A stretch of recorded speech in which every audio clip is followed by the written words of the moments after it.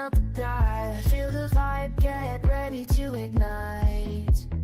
Untold stories in the airways, flying through the night. Experience voices, tales so bold. Streaming live, the truth unfolds. Untold Radio Network, where secrets come alive. New episodes daily, the mysteries thrive. Great guests, super chat, it's so I remember I share and subscribe. Join the side where truth can't hide. Aliens in the attic, UFOs in the sky. Cryptids lurking, oh my, oh my. Ghosts in the hallway, whispering your name. The paranormal, the unexplained. Become a VIP, get the inside scoop. Unlock the mysteries, be part of the group. Live streaming stories, they're talking to you. Super chats buzzing, join the crew. Untold Radio Network, where secrets come alive. New episodes daily, the mysteries thrive. Great guests, super chat, it's a wild member ride. Share and subscribe, join the side where truth can hide. So if you've got the guts and you want to explore, tune into the Untold, it's what you're looking for. From aliens to ghosts and all that's unseen. Untold Radio Network, where the world's mysteries convene.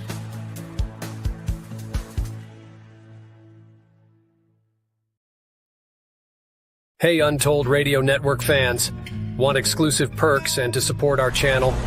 Introducing our YouTube membership program with 3 amazing levels. Get loyalty badges that level up to different cryptids the longer you're a supporter. How cool is that? You'll also get access to custom Bigfoot emojis and priority in chat. Upgrade to Backstage Pass for exclusive wallpapers, photos, status updates, discounted books, and merchandise. Go all in with the producer level for everything mentioned plus member shoutouts. Ready for an enhanced experience? Join now, pick your membership level, and let's make this journey even more exciting together.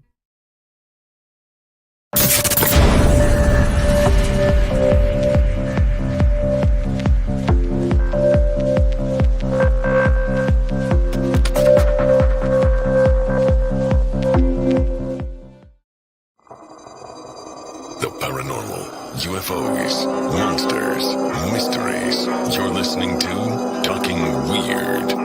And now, from a cabin deep in the Northwoods, your host, Dr. Dean Bertram.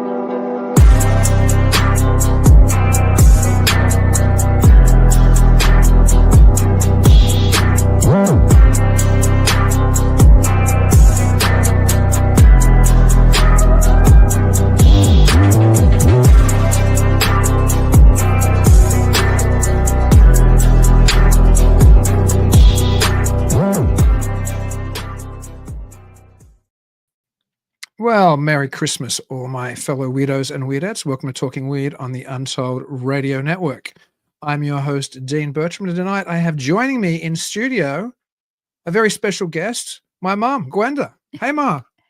Hi, darling. Good to be here. Thank you. It's great to have you here. We're actually live tonight. I almost didn't do a live, to be honest. I almost did a pre-record because, I have a daughter and other things, but she's settled.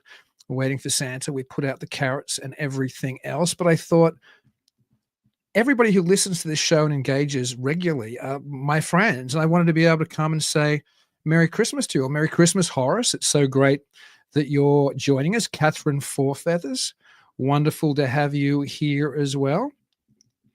My wonderful girlfriend Samantha is watching. Thank you, Sam. Red Eagle Savage is here. Thank you so much. And I'm sure many more are watching, and I'm sure we'll have more in the chat. Ask any questions tonight. Jump in and engage with us, please, because that's what I came on for. I came on so I could chat to you all live. My mother's visiting from Australia at the moment. She has a little cough right now. I can't mute her, or I have to mute myself because the way this is set up. But what we thought was going to be fun to talk about tonight was the history of ghost stories at Christmas time. It's something which used to be such a prevalent tradition, and it's kind of been forgotten now. I think most people are aware of Christmas ghost stories because of Dickens' famous Christmas Carol, which was published in the UK in 1843, kind of in the middle of the Victorian era.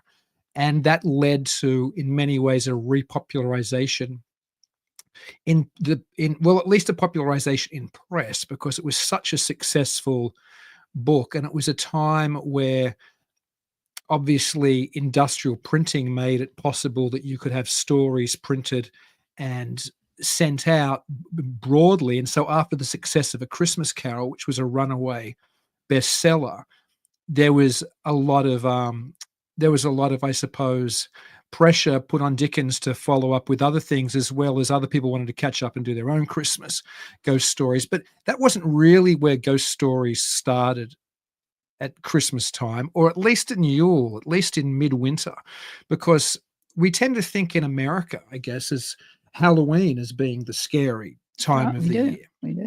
But in the old world, this time of the year was just as scary. It was the darkest of it was the middle of winter. It was the solstice. It was as dark as it was going to get. And sure, the sun was coming, but people were still in the middle of what was a terrifying time. And I've spoken a number of times in the past regarding Halloween, whether it was Jason McLean, or I've had Susie Bastille on this year, and we've talked about how in those kind of, particularly in rural pre-industrial times, how terrifying it must have been when the days got darker. And if you weren't as prepared for the winter, you were in peril of losing your life. But this time of the year was where you were in that peril.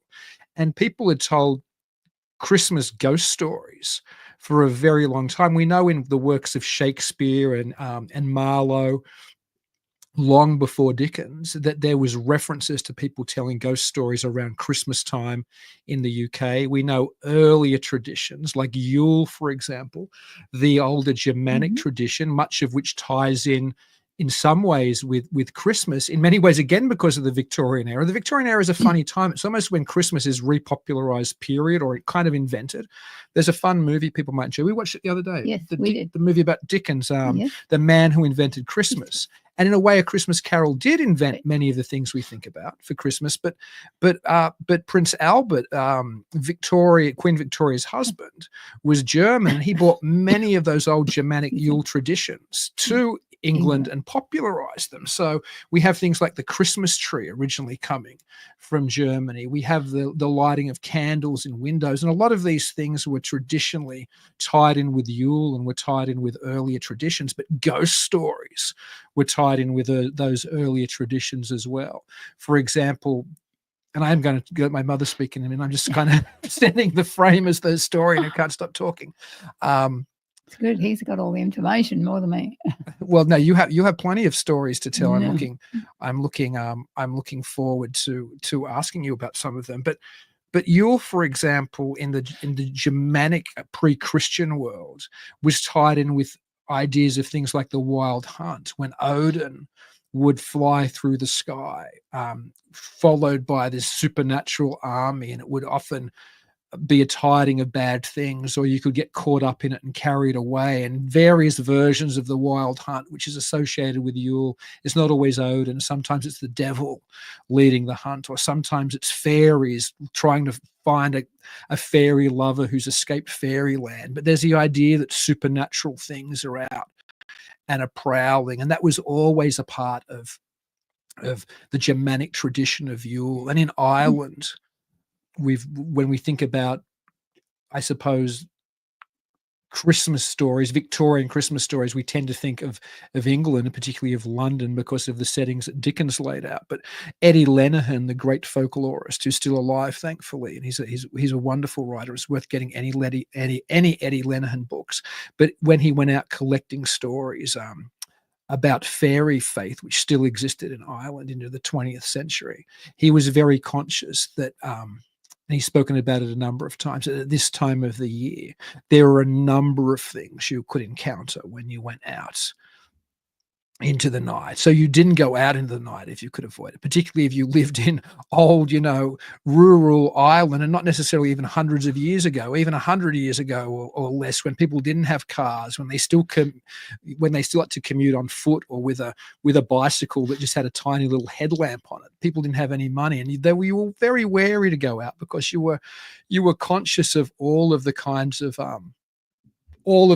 things you might encounter out there. We just had a comment from Horace Smith, Professor Emeritus of Astronomy and Physics at Michigan State University, a good friend of mine, a good friend of the show's, and a guest a number of times. In fact, it's time we get you back on, Horace. It's been too long. And he said 115 years ago, a Christmas mystery airship was seen flying over my Connecticut hometown. So although most people might put that within the perspective of UFO belief, that certainly fits into the supernatural, paranormal, haunting the world at Christmas. And we have Grand User 12 made a very good, or Grand User 12 made a very good point. In Andy Williams, I was going to mention this tonight. It's the most wonderful time of the year, one of my favorite Christmas songs. It does have a lyric that says there'll be scary ghost stories and tales of the glories of Christmases long, long ago. And that is what people used to have at Christmas. Apparently, even when that song came out, perhaps in the 50s, people remembered it. And it isn't just a Christmas carol. So I appreciate you. I appreciate you pointing that out, Grand Dessert. So the point I was making anyway is it isn't just in Victorian England where these ghost stories come from. It was before it, like I said, back to Shakespeare, even earlier, to older Germanic traditions. In Ireland, people knew that on that night of the year, as Eddie Lenihan was saying, you could bump into the fairies, you could bump into the dead, you could bump into people who might have been allowed to have a chance to come out of purgatory and try to fix things or try to get you to help them somehow. There were all kinds of things you could bump on in midwinter. It's a time of the year which is suitable for telling ghost stories. And of course, the practical reality was you can tune into this show tonight, and if you don't enjoy it, and I hope you do enjoy it, you can tune into 100 other things and get your entertainment wherever you want to. But if you were around 100 or more years ago, or you would be dependent upon your stories from other people in your homestead, maybe sitting around a fire inside if you were lucky. Perhaps you had a nice house, perhaps you were well-to-do, or perhaps, you might have been poorer and you were cold and you were, stamping your feet and rubbing your hands together and trying to warm yourself. And you told stories for entertainment in winter. And those stories at this time of the year, the human mind tends to turn to darker things. Maybe not now, because it's so we're so, I suppose, filled with the Christmas spirit or Christmas commercialism, or however you want to look at it. But in the older days, when it was dark and cold and miserable and terrible, and you couldn't turn on an electric light, you just had, maybe in the later Victorian era, you started to have gas, but prior you just would have had candles or a fire. It was spooky times. And so ghost stories have been a big part of midwinter, of Yule, of Christmas for a very long time. We've just forgotten them. But my mother and I tonight aren't going to let us forget about them. So after my very long blurby intro, I don't know if you have any Christmas ghost stories to tell, Ma, but I know you have some ghost stories, which are real stories. Yeah. Of experiences, perhaps, and experiences where I came from in Australia. And I don't know if is there one, maybe we go back to an earlier one. I know there's one which is more of maybe a strange mystery, and I think it happened around, was it around, I don't even know if it was around Christmas or around winter, but it was because Australia, we're on the other side, obviously. So we just had the winter solstice here. It was just the summer solstice. When I say here, I mean America. It was the summer solstice just in Australia. But there was something very strange that happened in the small town or suburb of Beecroft, which was more like a small town, long before I was born, when you were a little girl. Yep. Can you tell us maybe that story? Yes, well, it's a strange story, and people, I've spoken to people, a lot of people who live in Beecroft now would have no idea, because there's no one there probably of my generation who, like me, unusually, and I had words about the chap who wrote the history of Beecroft. I was born in a little hospital in Beecroft. And in those days, it was in an old what would have been a very beautiful, rambling old home. And just so people know who don't know where Beecroft is, who aren't from Sydney, it's a northern suburb of Sydney, and now it's a relatively well-to-do suburb of Sydney. But back then, it was really like on the rural outskirts of Sydney, right? Yes, they're not all that far from where I lived. We had a dairy still, so that shows how it was still quite rural. But even though there weren't not many rural type activities like that, there was a lot of what we call bush, you would call woods, because we used to walk through these woods for miles on our own as kids. We just went away and did it. But this is not a story about that, although I could tell you some stories about things that happened there. But this is about a story in the actual little suburb of Beecroft, which in those days was very small. The railway station was very small and insignificant, and most of the trains that went through were actually still steam trains. So that takes you back to trains we used to call the Newcastle Flyer, which was a green engine. And that was still going on once a day when Dean was a little boy, because he used to see it go past where we lived. Anyway, back then, Beecroft was a sleepy little suburb. It was a nice suburb, but a sleepy suburb, not a suburb where there was pranksters or anything. Normally there wasn't, until one time it started to happen on weekends, because the weekends were the quietest.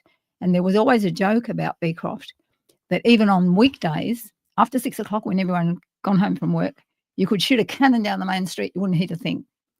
So you can get the picture now. So there was a lot of wooden fences. The railway station was an old brick station, and you went underground and up steps to get to the train. And it was a little bit eerie there. I know when I used to come home late at night in my early days at business college and it was dark, I used to worry about coming out of the station and walking home. Anyway, this particular weekend was the first time it happened, and this would have been, yes, strangely in the winter, which is not Christmas admittedly, but still wintry weather. And everyone got up the next morning and passed through Beecroft, anyone who was going to Beecroft, everywhere on any surface that was largish, because we didn't have a lot of large surfaces like they do in shopping centres and that now, painted in white paint, obviously with a paintbrush, Sleepy Hollow. And it was really vivid. And the first time it happened, we never thought a lot about it until it kept happening, not every weekend, but about once a month, this still would happen while the cooler months were on. Anyway, finally, on the last weekend when I imagine the police got involved and were looking to see who was doing it but couldn't find them, they did notice that boys were there, and the boys ran away because it was easy to get away into the bush. But apparently the story goes that one of the boys, particularly the main ringleader, disappeared that night, never ever was found.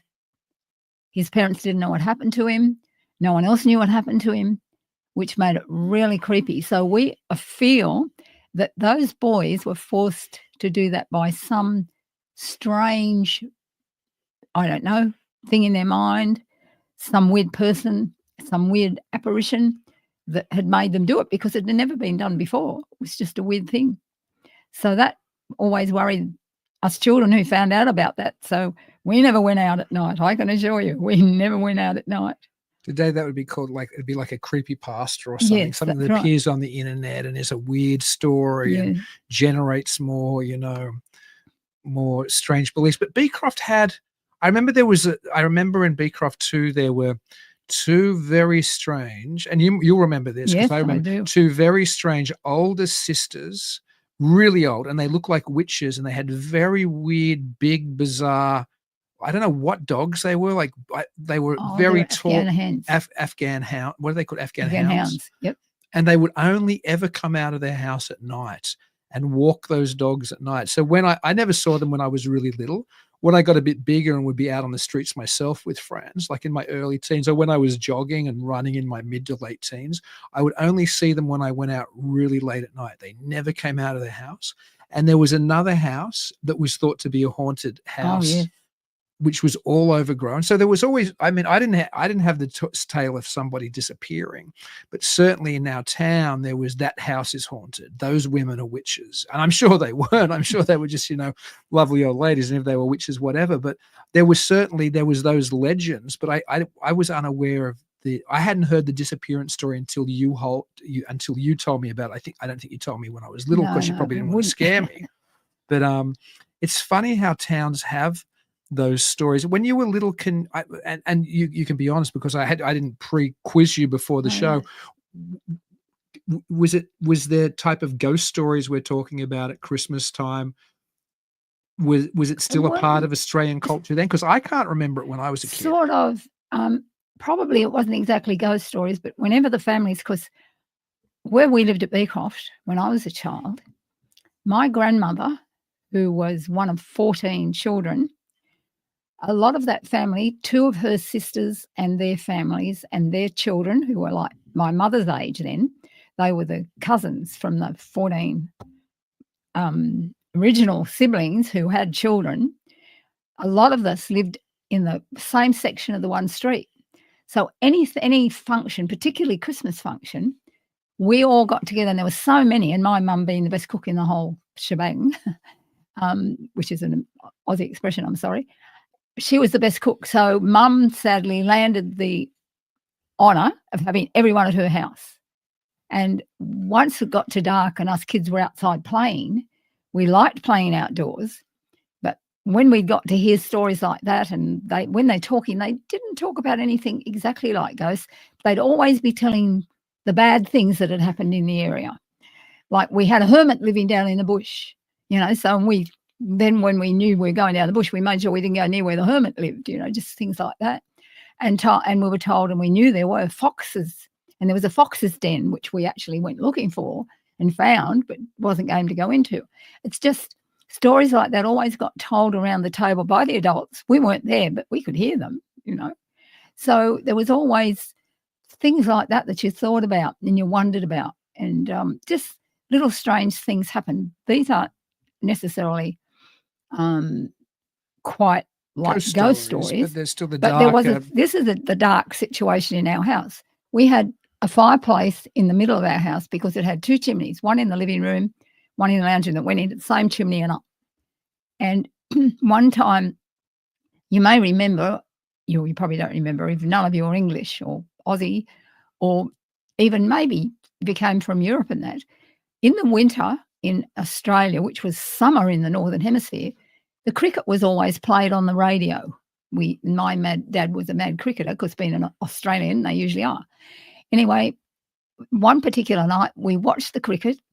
We went off to bed. We didn't watch much of it. Dad and Mum sat up, and they always used to sit up, and Mum would make a cup of tea, and they'd stay up quite late. And Dad was the last one to go to bed, usually checked the fire very carefully.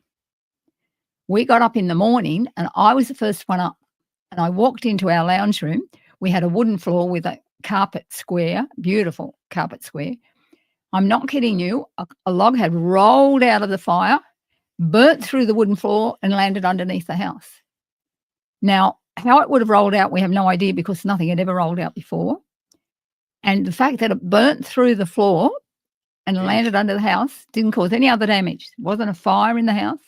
It was just the most unusual thing. So I often think that was pixies or something having a bit of a game with us. We don't know. I remember another story you told me about that house when you were little is you woke up in the middle of the night and you were sure there was something in the house. Yes.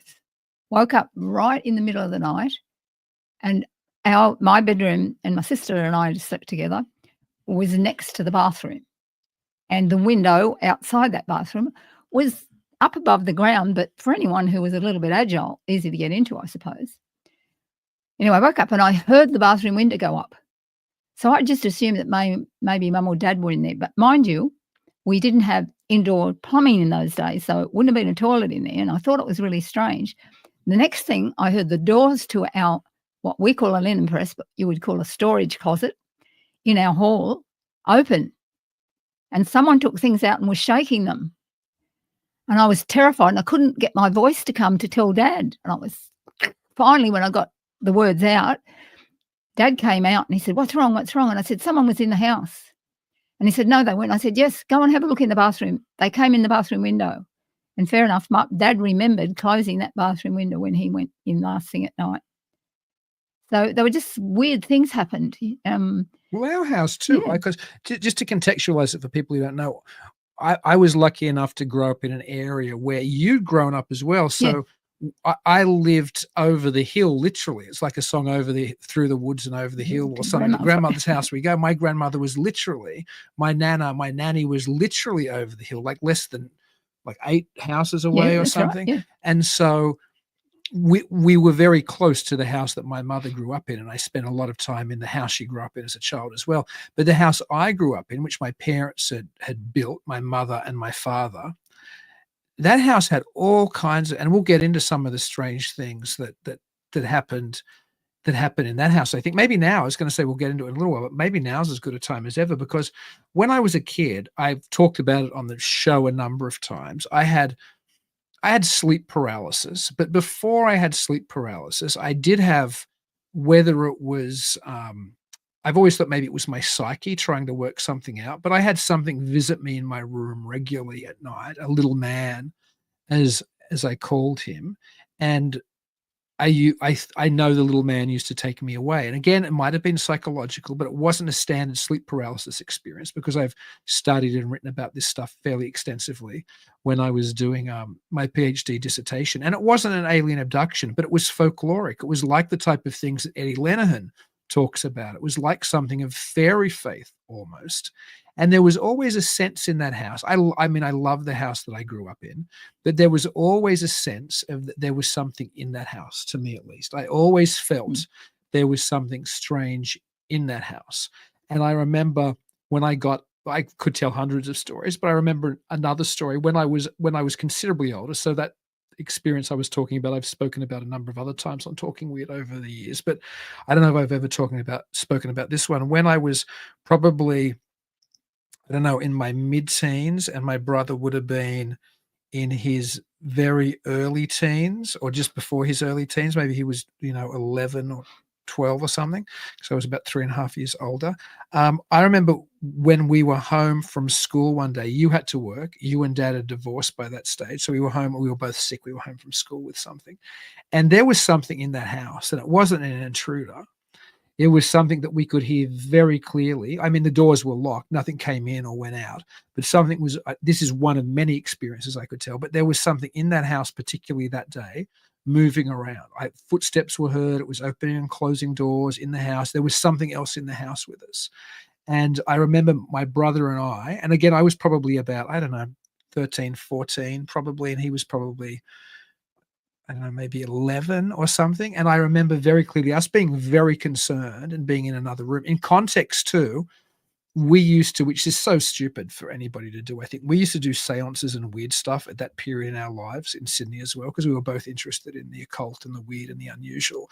But there was something, I think, in that house. And maybe this is a segue, because this is something we did talk about beforehand. We had somebody who'd come to the house when I was even younger than that, who talked about something about the house. Maybe you can tell that story. Well, we had a small extension done at the house, and the chap that came to do the extension, lovely guy, and never ever said anything to me. The extension was being done to what you call a powder room, and we were having the front door moved so that you didn't open the door straight into the hall, and you had like a little lobby thing to come in. And he was a lovely guy, really nice guy. And out of the blue one day, he said to me, how long have you lived here? And I said, well, I think at that stage, because I think I'd been there. We moved into the house in 1968. I had a feeling it was probably at least a good 10 years later.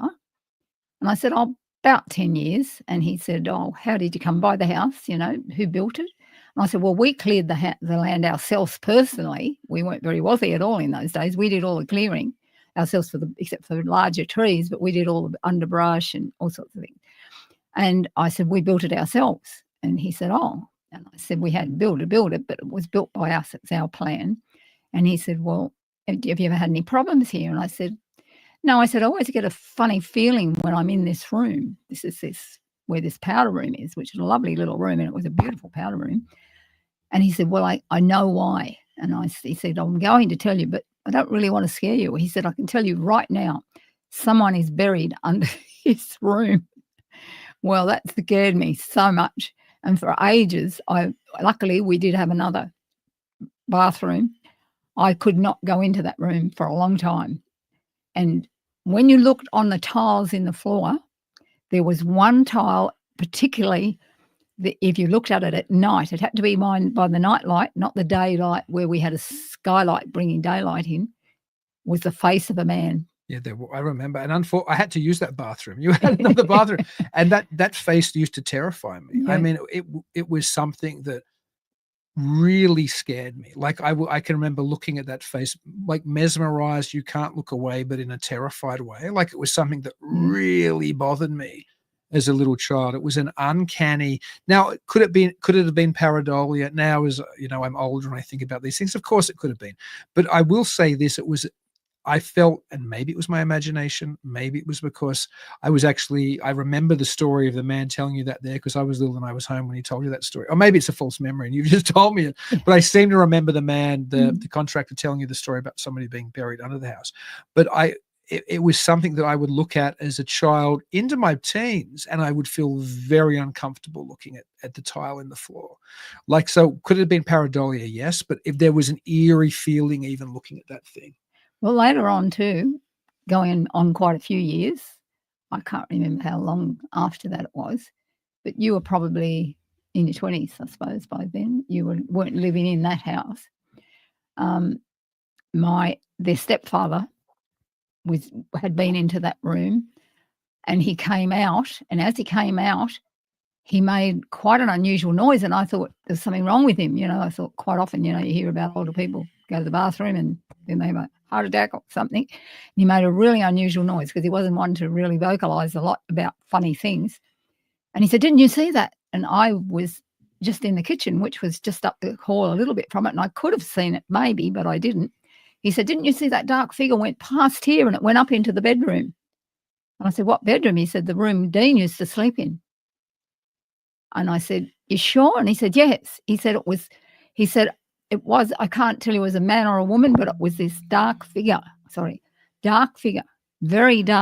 And it flashed by. And it's as if when it saw me, it took off and up into the other room. And of course, he fumbled up the hall and into the other room, but there was nothing there.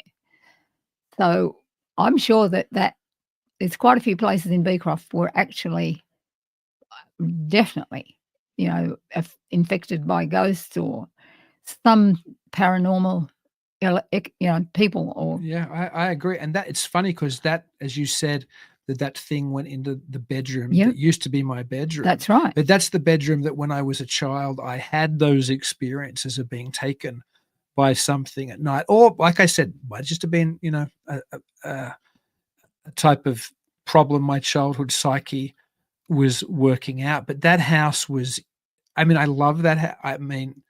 Although that house is gone now, right? Yeah. I haven't been back to Australia for a long time, but that house is gone and people have demolished it and it's been built on. But that house was, as much as I loved it, I would often have a strange feeling in night in that home. Often.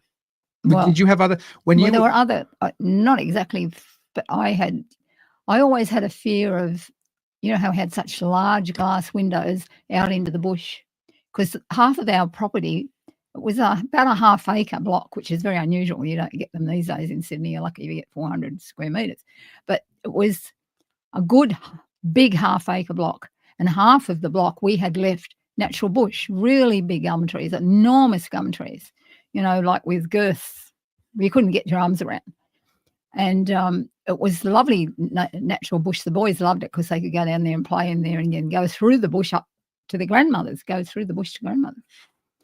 And I know that when we built that new section on which had all the glass around it, because we didn't have that much glass at one stage, I couldn't stand it till we got curtains that you could draw at night, because when I sat there at night, you were looking into the bush, and of course it was black unless it was moonlight, and you got the filtered moonlight through the trees. Even that was a bit creepy. I always had this feeling I was being watched. I hated being in the house on my own. And if I always made sure every one of the curtains met, no one could see in. I had lights on everywhere. I just had this feeling that there was still some entity out there watching me. Don't know what it was. Maybe that's just what Beecroft had, because Beecroft was an old, even though it was further out from Sydney, it was an old, lovely suburb. The houses that were built were the older style houses. Ours wasn't so new because it was built in 68. But all like my great aunt's house, which she built herself, was this little old cottage. And my grandmother and grandfather, when they lived in theirs, it was just a little old cottage. But it was, there was a lot of things about Beecroft that I think were really probably, like we say, paranormal, but more on the ghostly side of paranormal. Just weird things you couldn't explain, you know. And so much so that when we were children, myself and I had two sisters, but the one that was closest to me, there was only 2.5 years between us.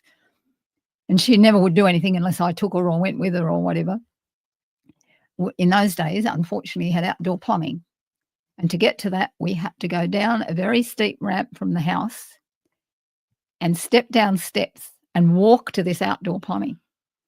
And that side of the house, when you looked up the house, because we were on the corner of the house, there were no street lights, nothing. It was pitch black. And trees overhanging and growing there. And next to us, there were no houses. It was all bush. There was only bush between us and my great aunts and my grandmothers. It was really all bush. So we used to jump off the bottom step and run to the outdoor plumbing. And one would wait for the other with your back against the door, and you wouldn't be going to move until you had to go home again up to the house. And we go running up there, and my father would always say, "What's wrong with you two? What's wrong with you? Why are you always running?" I said, "No, we're scared of looking up there." And he said, "There's nothing there." I said, "Not for you, Papa, but definitely for us. There's something there. And we can't see it, but we know it's there." But to contextualize it too, there were packs of dogs that would run through there when you were little and would kill like goats and farm animals. It was a wild part of Sydney still, right? And these dogs, sadly, you wouldn't believe, were all domestic dogs that had formed a pack. Oh gosh. And the police knew about it, but could never seem to catch up with them. They killed, we had chickens, we had a lot of chickens. We killed every one of our chickens one night. People 3 doors away from us had 2 goats. Another time they killed the goats. And then someone further over even had sheep because the yards were so big. So it was more rural than a suburb. Yeah, it was. Yeah. It was still, well, I remember when I first went to work in the city and I was only 16, and everyone used to jokingly say to me, "Oh, do you have corroborees out there?" And I would say, "What do you mean?" And he said, "Well, you're out in the bush. There must be, Aboriginals out there." You know.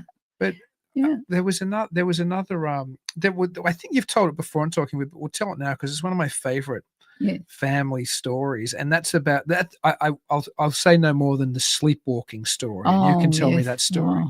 Tell the listeners that story because it's a fascinating story. I think I've seen a news clipping. I never believed it. I grew up on this story. Like people told me this story all the time, including my mother, who's sitting next to me now. I always thought it was just a family legend until just before I moved to America. My mother actually showed me a news clipping from a paper about the story. So tell, because it seems like an urban legend, but it's a true story. Like I was raised on this story. So tell this story. Well, this didn't actually take place in Beecroft where we lived. We had relatives because my mother's family, as I said, 14 children. So you can imagine the outfall from that, you know, like the number of relatives, the number of offspring, the number of children, the other relatives from either side, you know, in the there's just so many relatives. So one lot that actually were on my mother's side of the family, not my father's. And they lived up on a town on what we call the Manning River, which is near Taree, but no one would know that. There's a lot of rivers up the coast of New South Wales. And this is probably one that's about the 3rd river of the big rivers from Sydney. And the family, and this was one of the relatives, I think it was a cousin. I'm not sure whether it was an aunt or a cousin. I can't remember that part. Just know it was one of the relatives. And people, in the mornings, they used to always get up and there'd be water dripping across the floor every morning from the back door into the bedroom of this aunt. She probably was a cousin of Mum's, but my aunt, as far as I knew. And they couldn't figure it out, and they didn't ask her what she'd done or didn't want to pry. And then finally they got so sick of cleaning and mopping up this water every morning, they thought, we're going to see what happens through the night. So this one night, two of the people, not everybody, so didn't want to scare her, stayed up. Two of the females stayed up and one of the guys, that's right. And they followed her, and she used to walk down to the river, which was a long walk, and she would go in and swim out to the center of the river, very big river, very deep river, and swim back again, and then walk back up and go and get into bed. And she was actually sleepwalking. But then one of the other relatives didn't believe this. They thought, no one can do that. You don't do that in your sleep. And they said, well, come and watch this night. So this guy, being a smarty, they all went down, waited for her to go quietly, followed her down, sat on the bank. And when she started to swim out towards, and she was right near the middle of the river, this silly guy yelled out to her, said, don't be so silly, come back to the shore. And she panicked and she drowned before they can get to her to get her. Yeah, she woke up and she drowned. She and that's drowned, literally yeah. what the news clipping was Yeah. that you told me. Yeah. Something like somnambulistic or sleepwalking woman drowns. Yes, that's right. So I know it, guys, it sounds like an urban legend, but I was literally showing the news clipping that the family had saved. It was just so unusual. It's just, and Mum used to tell me that, and of course I loved swimming, so I never swam out to the middle of a river again. Not when you were sleeping, I hope, anyway. And so what worried us is my sister, 2.5 years younger than me, when she was about 8 or 9, she used to sleepwalk. And we used to have to lock the back door and hide the key somewhere where she didn't know it was. Every night, different place, because she had even found the key at different times, sleepwalk and go out the back door. And we weren't near a river, luckily, but that must have been a hereditary type thing. I wonder if any of my sleep issues when I was a child were related to that. Can you remember? I don't know if I've ever really asked you a lot about it, but can you remember my night terrors when I was little, or me thinking? Well, I do remember. I didn't know, you didn't explain what was happening to you, but I do remember you waking up, you were perspiring, and because I suppose you did have some respiratory problems, I used to put it down to what was wrong with you. Because I had asthma when I was a little kid. And I used to, was allergic bronchitis, they call it. And you couldn't settle after that, especially when you were only 4.5. And so I would have to sit up with you until you went to sleep. And quite often I'd sit up all night till you settled. Didn't happen every day, luckily, but yeah. And it was usually when you weren't well, this happened. So that made me, now you've told me, you never told me about that till these days, recently on this show. Well, no, I never told anybody about No, that's right. So I think that quite often, as you know, when you have a serious illness, you can imagine all sorts of things, and you do have weird dreams. And actually, I can even tell you a horrible dream I had years ago, which is not the thing to talk about, I suppose. Maybe I've even depends told if it's you. family friendly or not. Well, it is family friendly. It's not, not nice, but it's not. Okay. Adults could cope with it. Tell the story as long as. When I had Dean's brother, I did have problems having him, and it was serious. And I don't know why I'm here today. I shouldn't be here today. I am. And luckily, his brother was fine too. But about a year after that, I had a horrendous dream. I never used to have horrible dreams. I used to have funny dreams, unusual dreams, weird dreams when I was a child. But I dreamt that in that dream, a baby had fallen out of the bed where I was, and I couldn't get to him, and he died. Gosh. And it was really frightening. And I woke up the next day. And after that, for a long time, I kept going and checking on him through the night because I had this, don't know why. And I just wonder whether that too was part of that effect on the house. Could have been. Well, who knows? Because this all happened in that house. Yeah, I do know that dreams are potent and funny things, and it's sometimes difficult to decode what they mean. That's why there's whole schools of psychology and whole dream books written on what dreams mean, and perhaps we never really know. And perhaps what happens to us when we dream is somehow part of a stranger, more anomalous reality than what we exist in the day-to-day world. I don't really know. I do know in that house, though, speaking of that, I remember when later in my life, when I was in my teens and my bedroom wasn't that bedroom anymore, I'd moved to the other side of the house. I think I was in high school by then. Yes. I remember Again, I remember really strange things. I remember things outside the house at night slamming into the wall of the house. I remember getting to a stage, and maybe it was because I was interested in the paranormal and other weird things by then, but I remember again feeling a growing intensity of weirdness in that house and not being able to go to sleep without a light on. And there did seem to be something outside the house as well at that time. And I know there are areas, and this might be an interesting segue into something else I wanted to talk about very quickly. I know there are areas in the world which seem to be window areas or seem to be more Portals. haunted. Yeah, portals, maybe. Mhm. There you go. But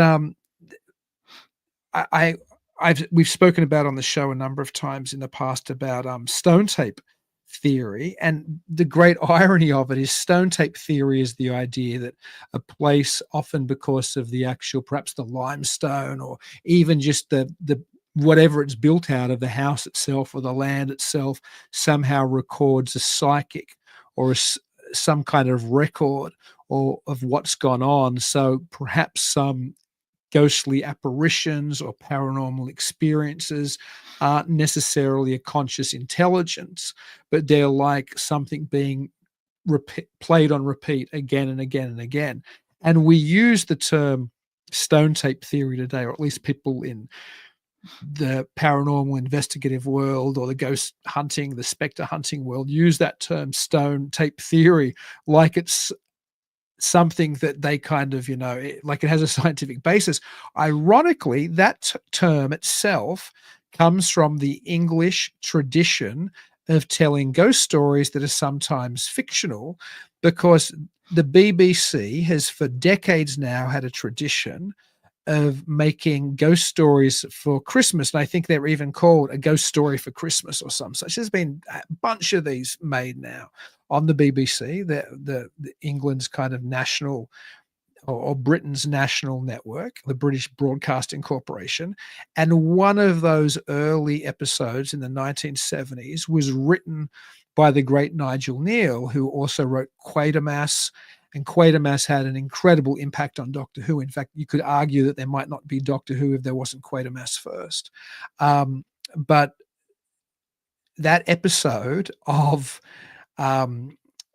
episode or that year's ghost story for Christmas was called the stone tape or the stone tape theory. And that's where we get the concept of the stone tape theory. It was from Nigel Neal, a science fiction horror screenwriter who developed the idea and penned a story about this place where something which had happened in the past, which was horrible, had been somehow recorded within the stones of this ancient castle, where now this technology company had just happened to land, who were trying to develop a new way of recording information. This is before the digital era, so it's almost like a startup company wanting something better than analog tape, and they just happen to end up landing in this castle, which essentially where they got their new corporate headquarters, which is where these horrible things happen, and it's been recorded in the stone itself. But it's interesting that the tradition of telling sometimes fictional ghost stories at Christmas, the way A Christmas Carol, Dickens' story, is perhaps the most famous Christmas ghost story, continues in other fictional BBC stories.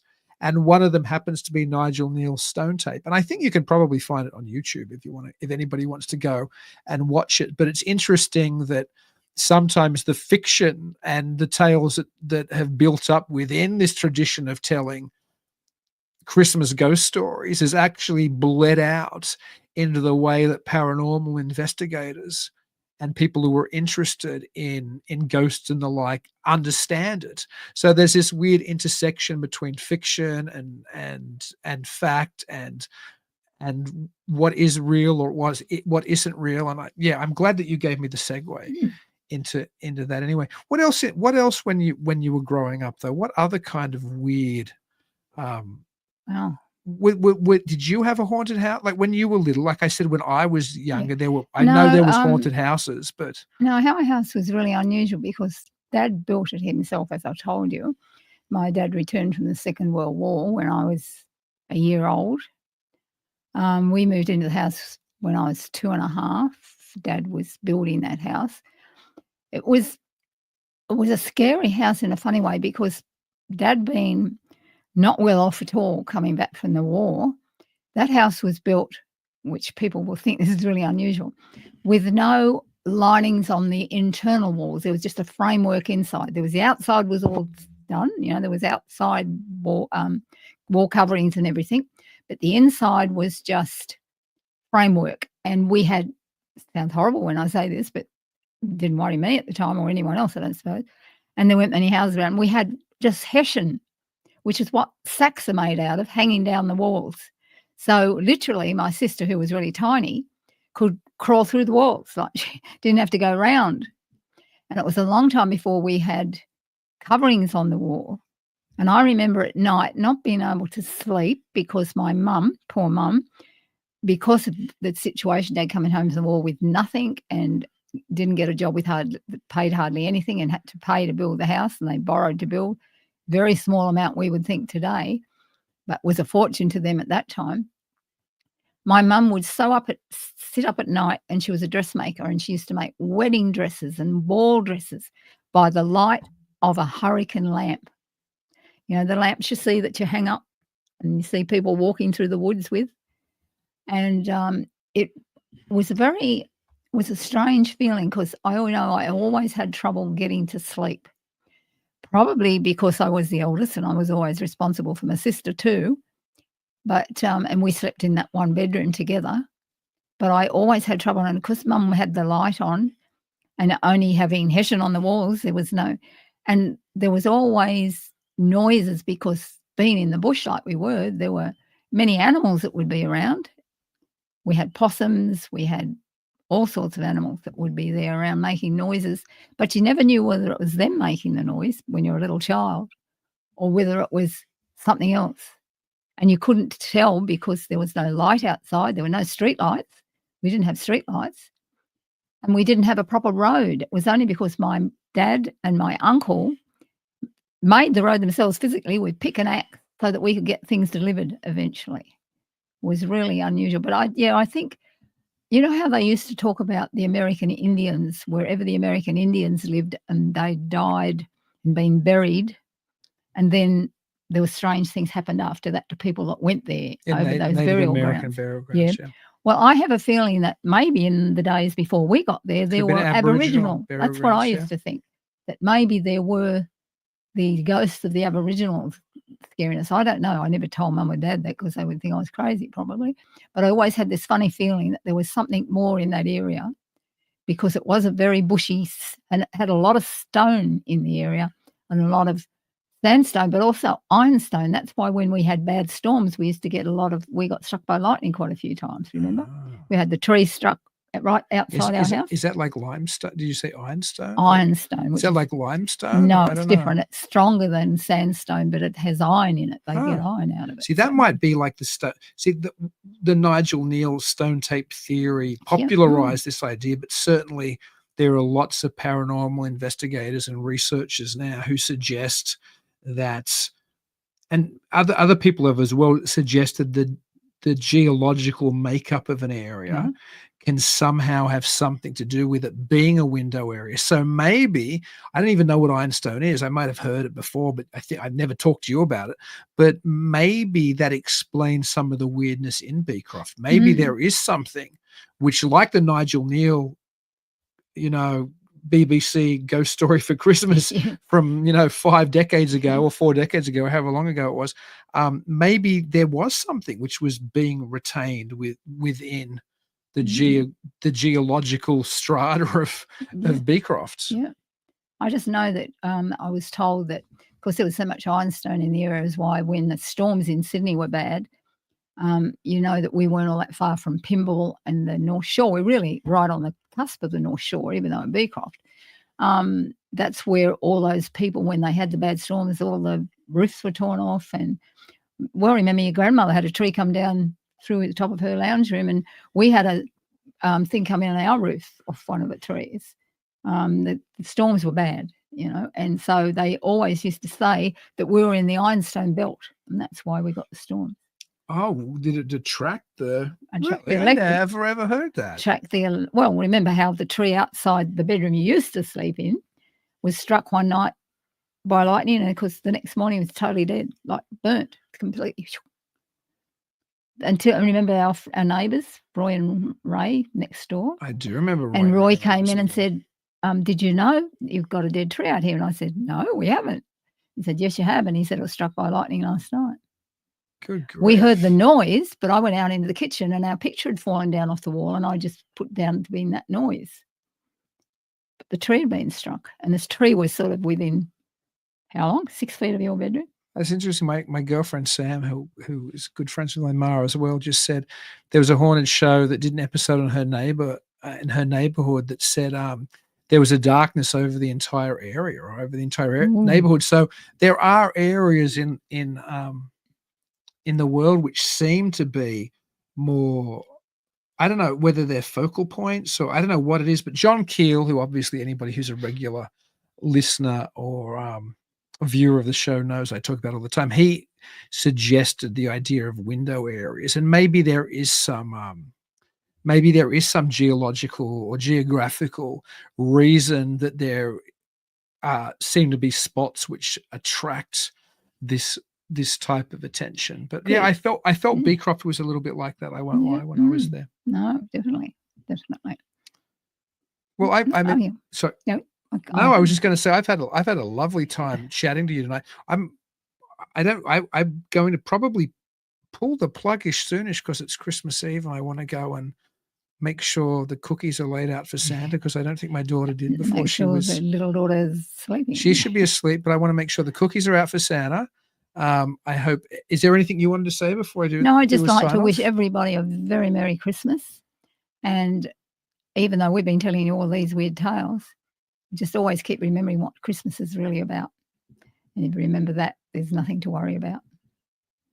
That's very true. I think it is important that we remember the reason for the season. And I also think it's important that for whatever reason, whatever you believe or whatever you celebrate or why you think this time of the year is an important one, that I really do hope that everybody is able to spend some time with family or loved ones. I'm very grateful that my mother can be here again this Christmas after you not being able to be here for about 5 years at Christmas time prior to that. So I want to thank everybody out there who watches the show and listens to the show. And the reason I did it live tonight was just to be able to say hello to everybody, to be honest. We almost did a pre-record and I was like, no, we're going to go out live because then I can engage with everybody there. So thank you. Merry Christmas to everybody. Happy holidays, season's greetings. And I hope you all have a wonderful new year. And thank you so much, Ma, for coming on to do this with me again. It was great. I'm very, very honoured to be on here. And I would like to say to everyone, thank you so much for watching my son. He does work hard to put this show together. And I always watch it in Australia. Even though it's in the middle of the day on a weekday, I always watch it. Well, I'm so grateful that you do. I'm always happy when my ma's watching it, and I'm happy for everybody else who watches it. And I'm going to talk to my ma again off the air. But everybody else out there, please have a wonderful holiday season, and also, as always, keep it weird. Keep it weird.